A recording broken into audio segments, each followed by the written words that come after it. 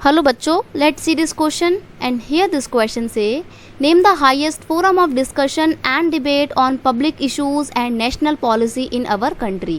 Question बोल रहा है कि हमारे देश में वो हाईएस्ट फोरम कौन सा है जहाँ पर सभी की सभी डिस्कशन होते हैं, डिबेट होती हैं पब्लिक इशू के बारे में और नेशनल पॉलिसी हमारी कंट्री की वहाँ पे डिस्कस की जाती हैं, बनाई भी जाती हैं। तो उस हाईएस्ट फोरम का नाम आपको बताना है।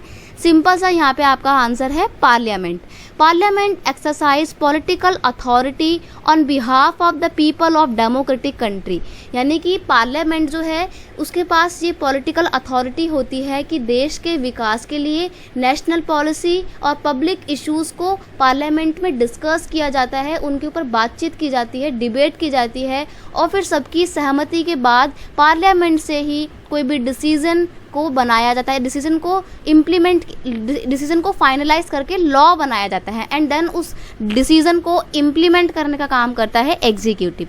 तो पार्लियामेंट जो है क्या करता है, अलग अलग इश्यूज़ के ऊपर डिस्कशन करता है, डिबेट करता है और कंट्री के लिए लॉ फॉर्मेशन का काम भी पार्लियामेंट ही करता है। आगे जाके उसको इम्प्लीमेंट एग्जीक्यूटिव करता है।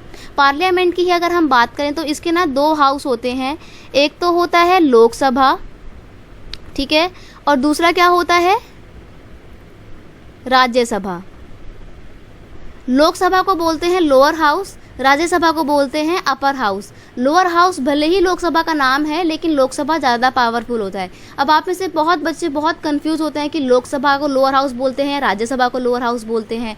तो सिंपल सी बात है, ट्रिक मैं आपको बता रही हूँ। जैसे कि ये लोकसभा है, ठीक है, तो किससे स्टार्ट हो रहा है लोकसभा, एल से स्टार्ट हो रहा है, तो लोअर हाउस है ये, क्योंकि लोअर का एल भी तो लोअर से स्टार्ट हो रहा है ना।